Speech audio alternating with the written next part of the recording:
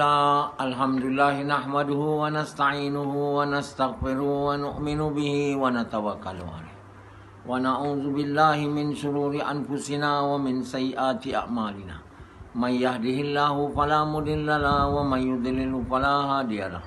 Asyhadu an la ilaha illallah wa asyhadu anna Muhammadan abduhu wa rasuluh. Sallallahu alaihi wasallam tabaraka wa sallama tasliman kasiran kasira amma ba'd. Bismillahirrahmanirrahim.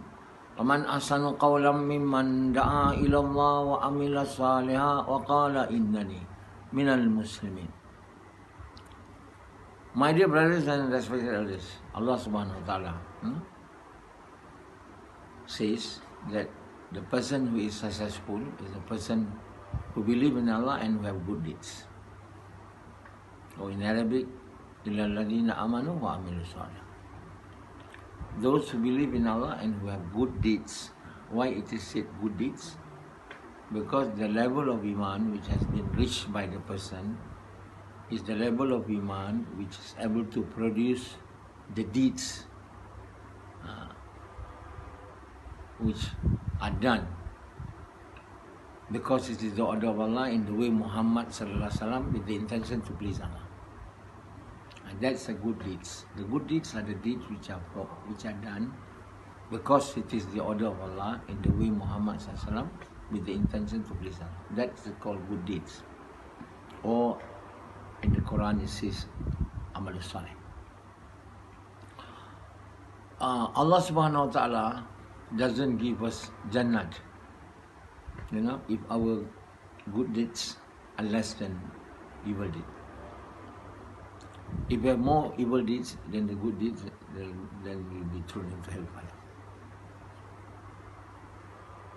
So no one who is not able to attain that level of Iman, which enable him to obey the order of Allah in the way Muhammad sallallahu with the intention of Allah, will be able to become the true believers of good deeds. Cannot. If you just have Iman, like Yazid, but not able to reach that level, which is required in order the deeds to be done in the way Muhammad sallallahu with the intention of Allah, then that deeds are not good deeds.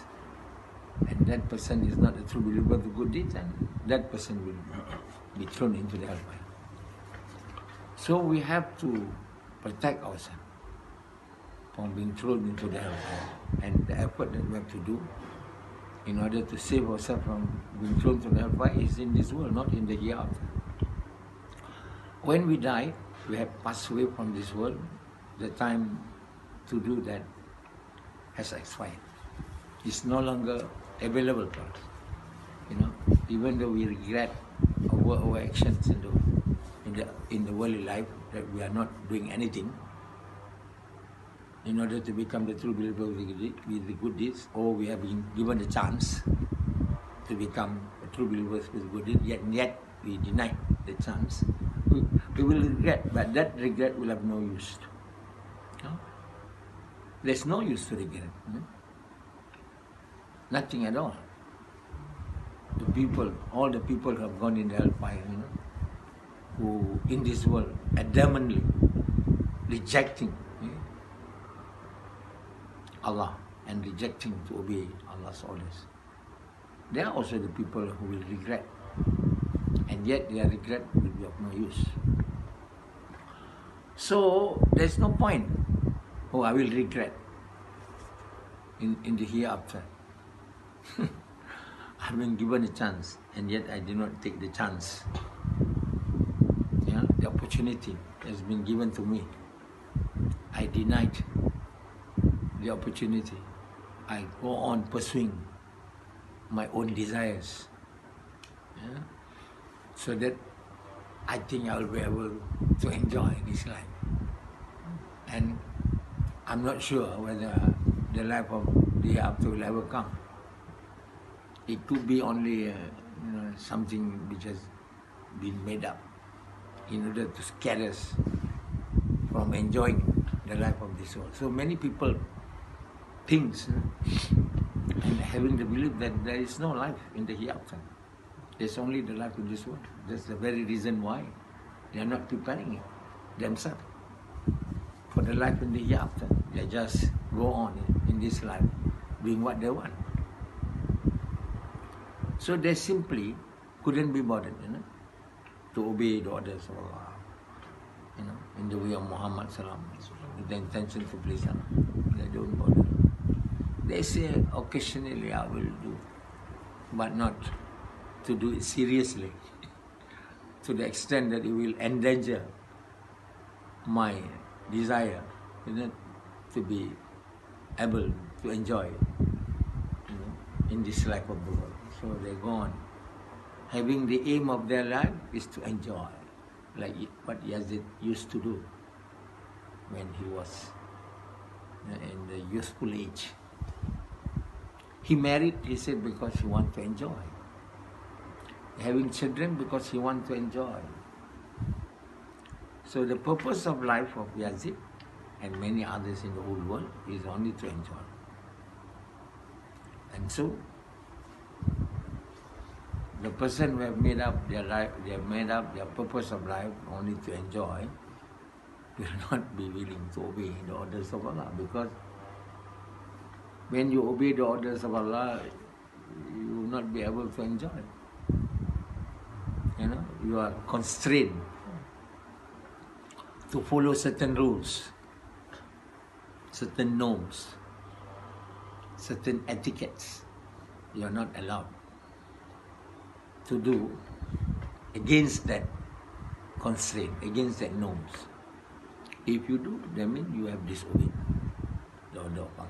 So I don't want to live within certain constraint. I want to live out of the constraint, devoid of any laws, any rules. I will make my own rules. I will enjoy my life. That's what they think. That's why many people do not want to follow rules. My rules, yes. I will change my rule every day to suit my desire. When the thing will, if I can make my life to be enjoyable, I will change the rules as I like. But if I put myself, within certain constraint like the orders of Allah, then I will not be able. If I go to party, people are all drinking wines, then I will just remain without friends. Nobody will be with me. So how can I will be able to enjoy? So I must, at that time, I will break the rules and drinks and get drunk and then have sex to whomever I like in the party. So these are the life like the animals. If you make the purpose of a life is to enjoy, then you are making your life. You're making yourself in the path of making yourself to become like animals. So that's what Yazid has as his purpose of his life. And he still is not very far away from him. It's just a couple of years ago. So this guy, Yazid, has been given a chance to become the true believers with the good deeds. I told him, you have the love of your wife more than Allah in your hearts. It cannot be eliminated by simply going out in the path of Allah, even for 6 months. And now you have to divorce your wife.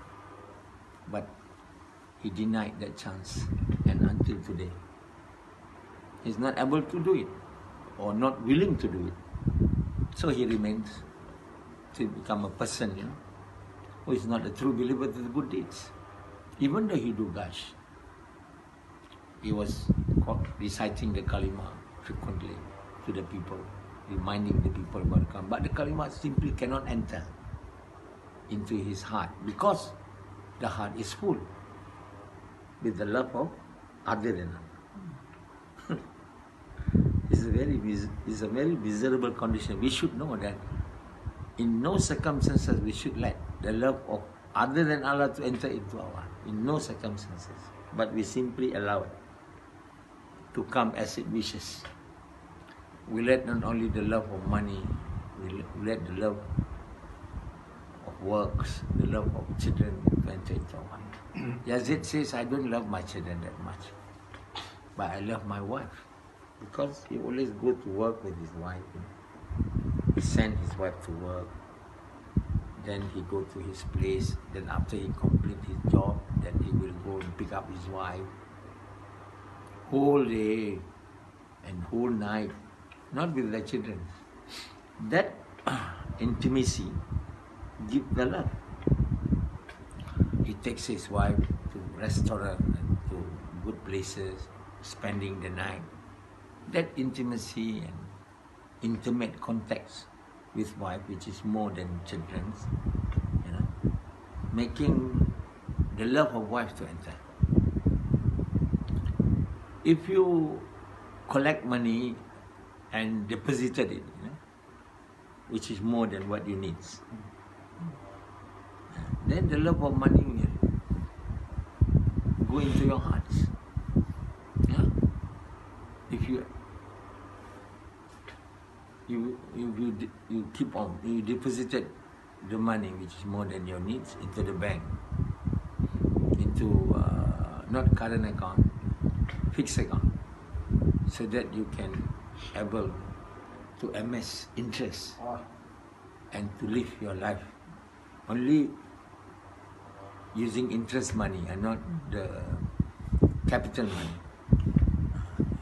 You are making the love of the wealth to enter into your heart, and you are just heading towards hellfire for taking bribe, for taking riba. Riba is in English usury. Yeah, these are the way of life of many people who want to become rich. They said, if I want to become rich, I shouldn't spend my money.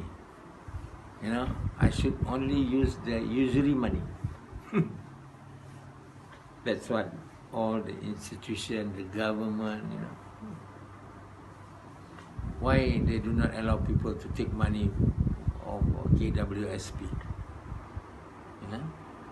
Unless they say you are not working, you have been terminated from your work, then only you can withdraw your own money.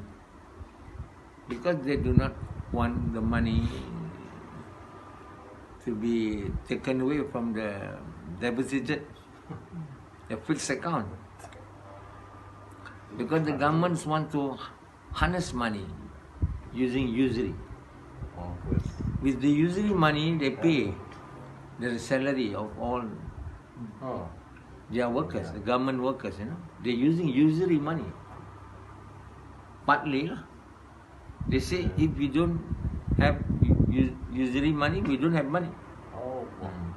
So they shouldn't take the money which we have deposited using KWSP. Provident Fund, is it? Provident Fund? Employment Provident Fund. This is what is done by all the countries in the world, not only Malaysia. Because there's a lot of money there. If you have billions in one day, it multiplies. Only the interest money they can use to pay all the salary. Billions. Yazid knows. He's in the accountancy fields. That's what Twintech is doing too. All other institutions are doing too. Why should we use our money? Make your money grow. Grow means usury. This is what the people are eating and feeding their children. No wonder all peoples, including their children, become disobedient. Their heart are not able to receive admonition, are not able to receive any advice. They become stubborn And because they eat usually money, they eat with usually money.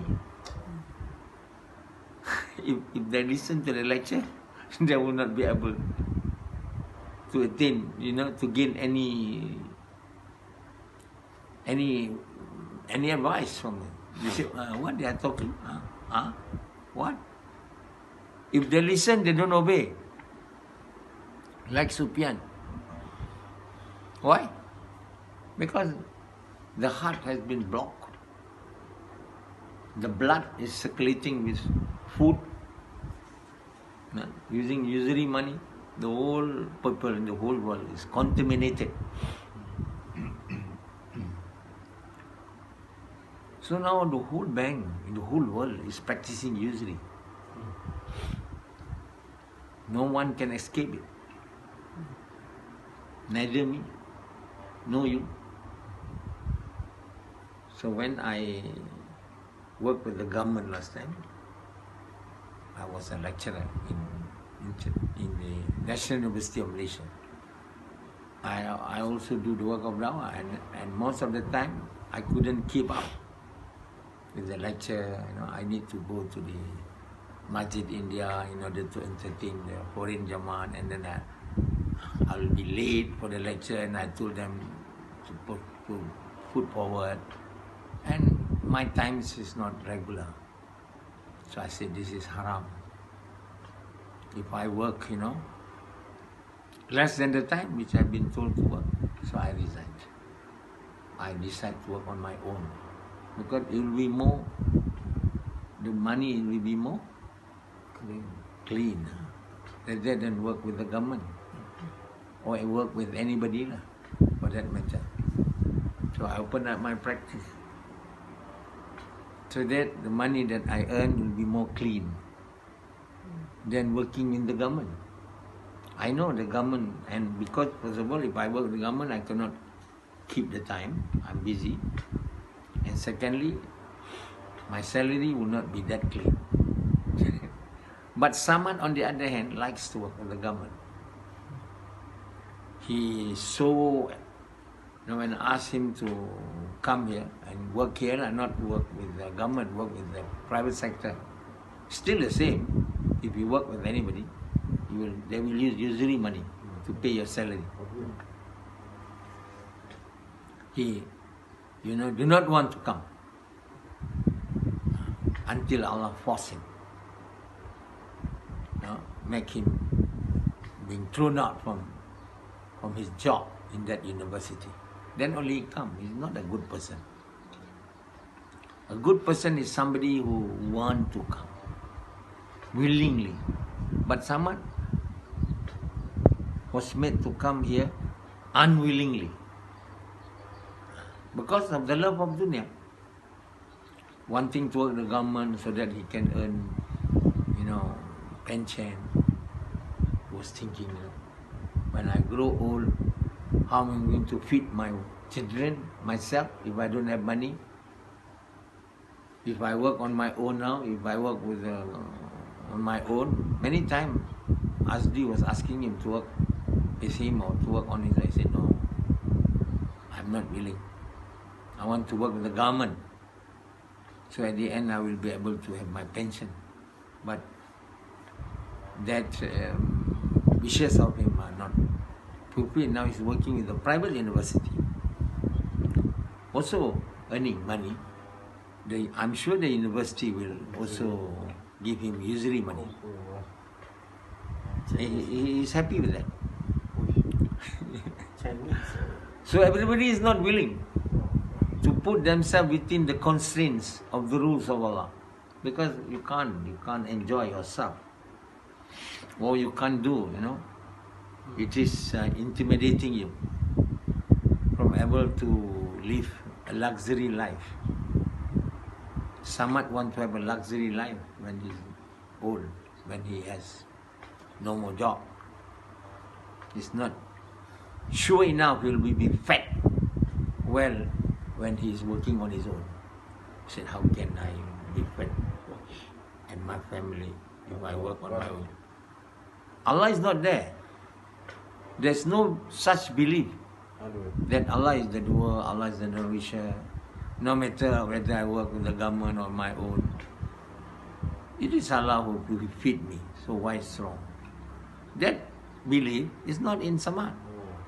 That's why he resists working on his own. So he say, how can I be able to feed myself and my family if I work on my own? I will not get money. I may be not able to do my business well. All sorts of thinking. The reason as to why all this thinking has come about to somebody, because he doesn't have the belief that the nourisher, the sustainer, the provider is Allah, none other than Allah.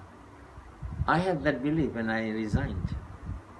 I don't care whether when I stopped from the university, I didn't even have a single cent to open up a clinic, and yet I resigned. Of course, I've taken the decision from Hadraji, Maulana Inamul Hasan, that I make musharraf with him as to whether I should stop. I told him I want to stop. I will be able to pay back. I was telling him maybe 200 in a month, and he looked and he said okay. When he says okay, I say I have the true belief in his decision that Allah will help me. And sure enough, even I don't have money to set up a clinic, finally I end up having money. My father-in-law, Datuk Ismail Panjang Arif, give me money, about 13,000 at that time. And my mother-in-law, Datin Cik Rokia. So my dear brothers, Allah is the one who gave us money. Allah is the one who gave us job. Allah is the one who feed our children. Either you work with someone or you work on your own. Work is not the provider. Work is not the nourisher. But this belief is not in the hearts. It's only in the mouth probably. As a result of this wrong belief, we are not having the dignity to leave the work with the government. Like Yazid, what will happen if I divorce my wife? He works, he provides for the family. I will be left alone. All that idea will come. Now, I can use her car. But when I'm alone, what other people will say if I divorce her with no reasons? All that things come. Because of no belief. If you have been told by your Amir that you should divorce, you should not deny that order. You should have the belief that it surely will work well. But you don't have belief in your Amir, as I have towards Hadraji. Everybody say, oh, this Dr. Nasoha is so Josh. They were saying, they are talking, backbiting me, When I resigned from the university, they say, this Nasoha is so Josh. Josh means doing things out of the own desire, lust. I'm not doing with my lust. I make mashwara. With Hadraji twice. The first mashwara I asked him whether I should go to Australia to do my PhD. Because the Australian people request me to be there to help them in the work of dawah. I said I cannot. Unless I do my PhD, then only I can stay in Australia. I finished my master. I went to Hadraji. Hadraji said, yes, you are still young. And then he added, when you grow old, you become the answer to Malaysia. He was saying that. I keep quiet. What is the answer for Malaysia when I grow old? I'm not sure what he meant, but that wouldn't bother me because that time I was young. Now it bothered me so much. So much. What he means by when I grow old, I become the answer to Malaysia. But anyway, after some time of working in Malaysia, the Malaysian also need me. I'm one of the Shura of Kuala Lumpur. In Malaysia, the Shura Malaysia is not living in Kuala Lumpur.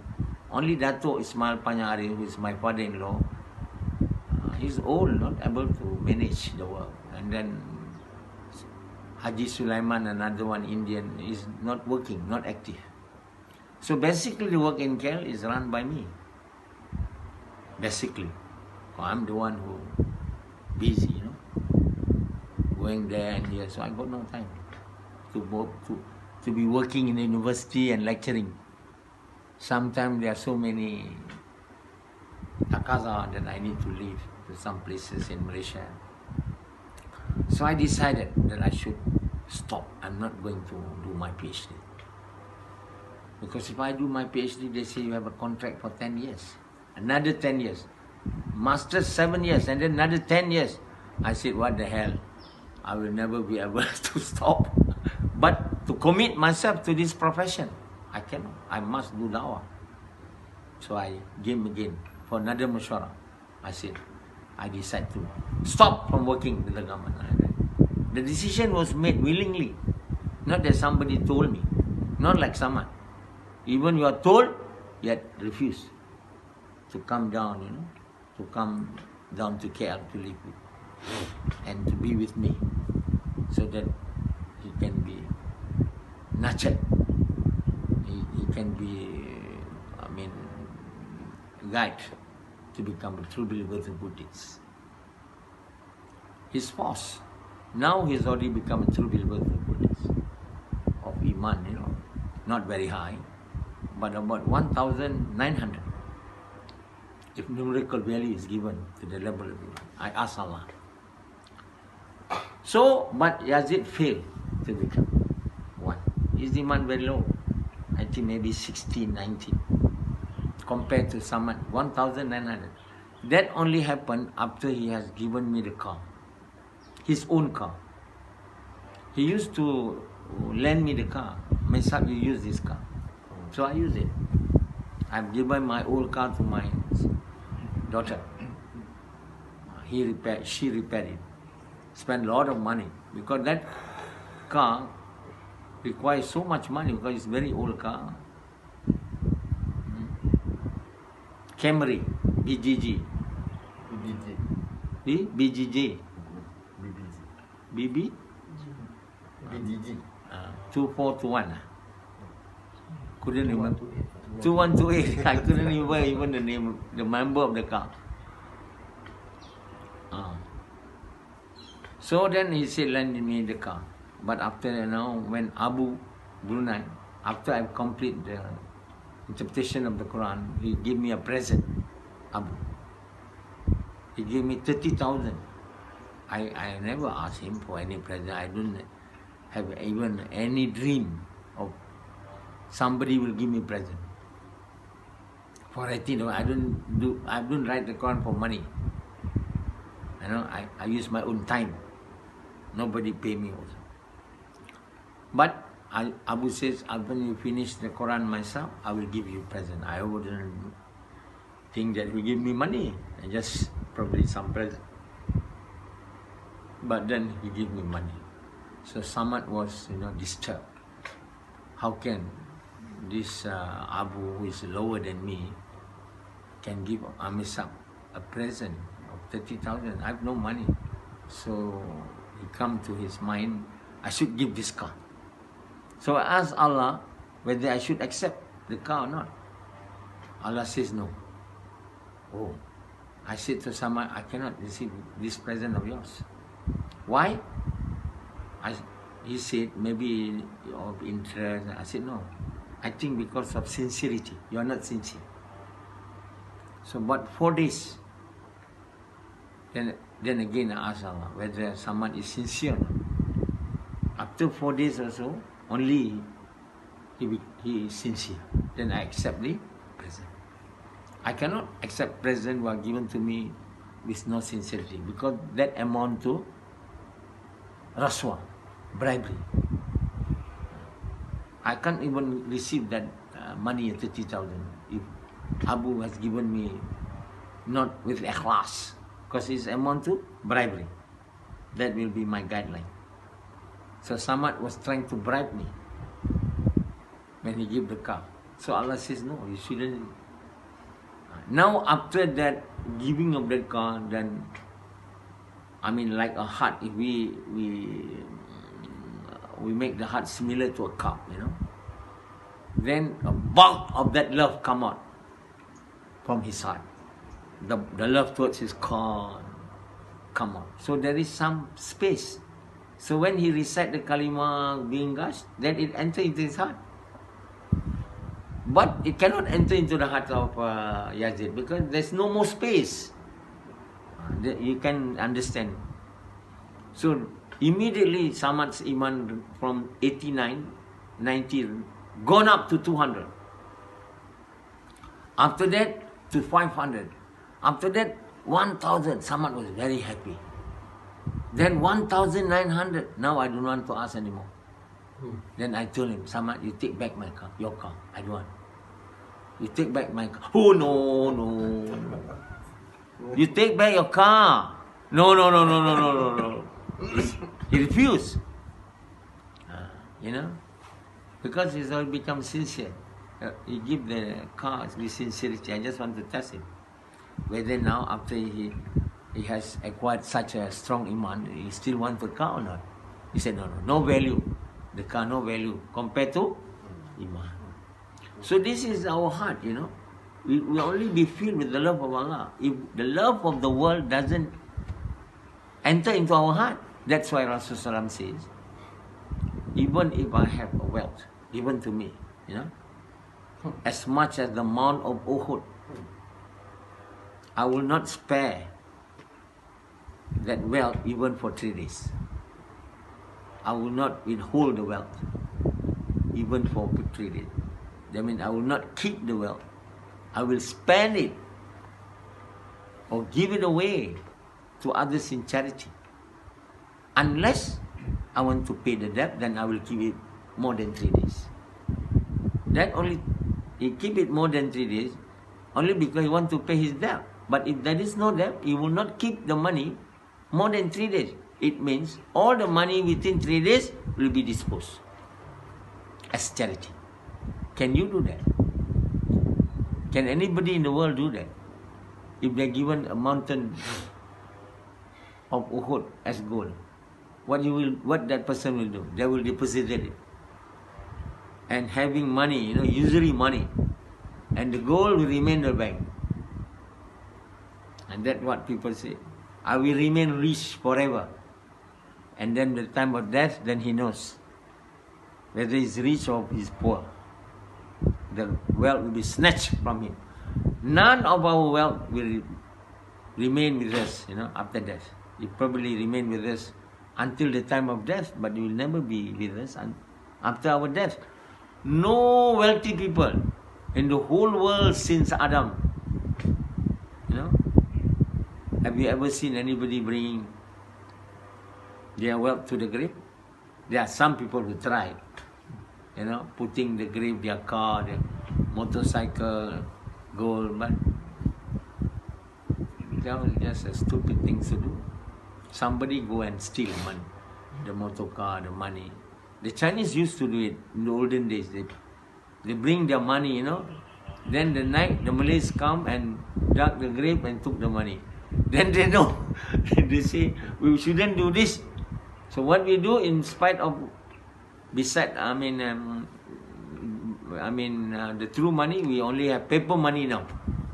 Paper money and burn it. With the belief that you will go along with that man to the grave, to the life after death. This is all fools.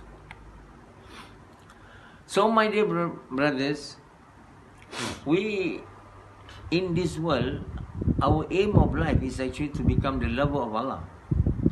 Before we become the lover of Allah, we must become the true believers of the good deeds. And we will never be able to become the true believers of the good deeds until we are able to acquire the level of iman, which Allah is pleased. When we are able to acquire the iman to the level which Allah is pleased, only then we are able to obey the orders of Allah in the way Muhammad sallam, with this intention to please Allah. Only then. If we are not able to acquire that level of iman, then we will not be able to have the good deeds. And when we are not able to become the true believer of this, certainly our place is the hellfire. Allah says, in the Quran, I swear with time, wal asri, innal insana lafi. All men will be thrown into hellfire, except illa alladhina amanu wa amilu salihah. Understand? It's a very small surah, 4 verses only, in the Quran. I think there's one surah with a very small verses, 4, and yet so important.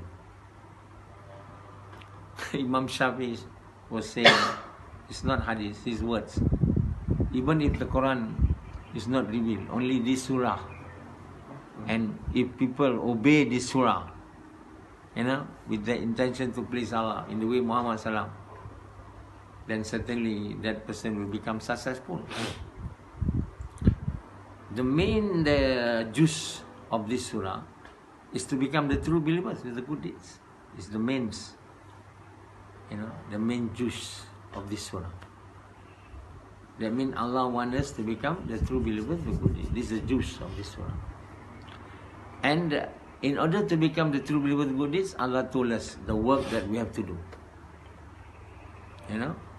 Not to have money, not to have rich, not to love the wife, not to love the children.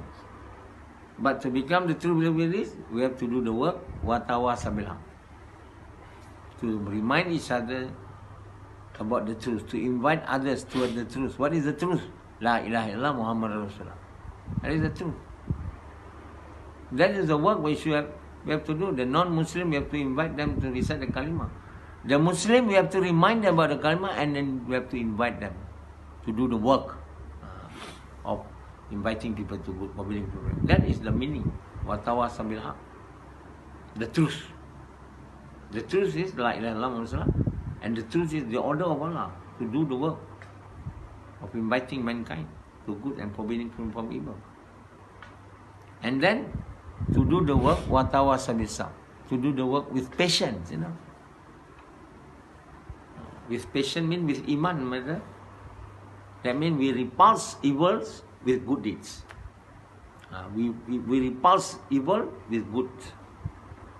That means if somebody, do any harm to us while doing the work of watawasaw bil haqq, we don't repel back with also evil. We should remain silent, quiet, and do good thing to him at least, if you can. But it's not obeyed by Rashidi, not obeyed. So all the while all throughout his life, of doing the work of God is null and void. When we don't do the work with sabar, our work are not accepted. Definitely, we cannot acquire iman. So Rashidi has been following his style of doing the work. He knows this for a very long time, that I told him not to rebuke anybody. When anyone rebuke you while you're doing that, don't rebuke them back. Don't annoy them back. Be quiet. But until few days ago, when I told him that someone is throwing dust on top of my car, he was so angry. And then he asked permission from me. I want to go out. I was thinking, I don't know where he's going. He went to go and see my neighbor and warn him. That anger remained with him. And similarly, when I went with him in Gash, if somebody scolded me, he will start, who are you? He starts scolding that people, Rashidi. So Rashidi do not want to do the work, do not want to obey me. I told him 1,000 times probably. He continued to do. So his whole entire work of dawah, although seemingly following me, but null and void. And when I asked Allah how's his level of iman, only 17, 20, that means he's not able. His iman only increased when he spent time in the path of Allah. He reached 64. When he left, he come back, all gone. Yazid, when he go in the path of Allah, he can attain up to 80. When he come back, love of wife come and everything, come to 16, 19. Because that iman which has acquired while going on the path is a jack up iman. Iman is jack when you are in artificial environment. You are not making scenes and things like that. You are only in the mosque, talking, and your iman will increase because you don't lose your iman. But when you are in a normal environment, you're not only doing that, you also go to work, you also meet people, and there where you talk nonsense, So whenever you acquire iman, then you go to work, the iman disappear. Again, tomorrow you go and do gash, iman increase, probably or not at all, then decrease. So if your iman continue to decrease, not to increase, you definitely will not be able to have a high level of iman unless your heart, is devoid of the love of dunya. So the Prophet ﷺ says, if there will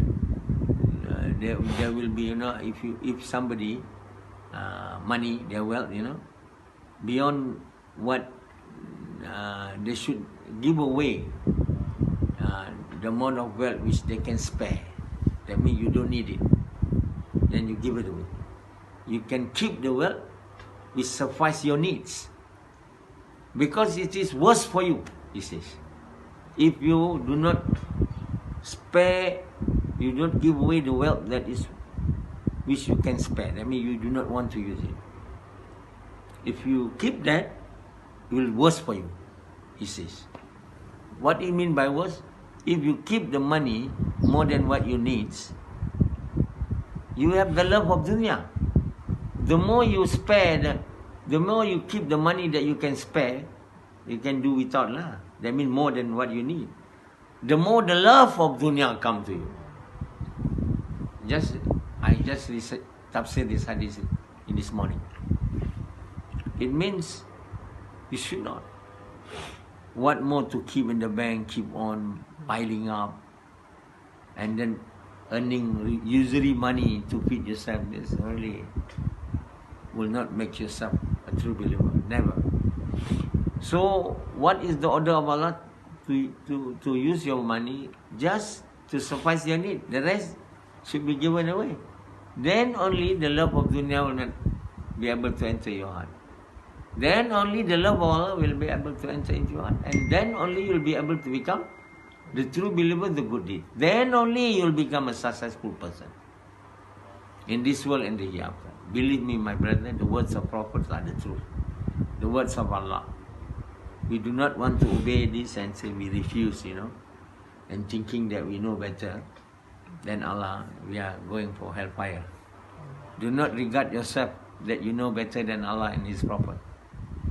Make yourself, believe to your bottom of your heart that I'm a created person, like someone doesn't want to ask me so that I can ask Allah. He just simply do, like the Quran, whether we want to go with Amazon.com or whether we should use what you call it? No, the other one, Google's when you can read pages only. Kindle Select or not. He simply do it. When I ask Allah, Allah said, don't use Kindle Select. That when people can read only certain pages and they'll be paid. He doesn't want to ask me. Simply want to do a thing he thinks he know better than Allah. I said, Sama, you know better than Allah or what? We do not know anything, my dear brother. Allah knows. We must have the belief to the bottom of our heart that we know nothing. Allah knows everything. If we can ask Allah, we should ask Allah for everything actually, before we are doing anything. Then surely if we obey Allah and listen to Him and do in accordance to what He told in the Quran and in the Hadith, certainly we have no problem. To become the people who are successful, the true believer, the good deeds. That's why the Quran is interpreted and the Hadith is being interpreted. Otherwise, people don't understand. Put the Hadith, even if I were a mountain of Uhud, I will not keep it even for 3 days. Unless, except if I want to pay that, nobody will understand. So I've been, with the permission of Allah, I've interpreted the hadith as well as the Quran. You know? You should read the Quran, the interpretation of the Quran, the interpretation of hadith, then only you know what Allah wants. And when you do in accordance to what Allah wants, only then you'll be successful. In this world and hereafter. Okay.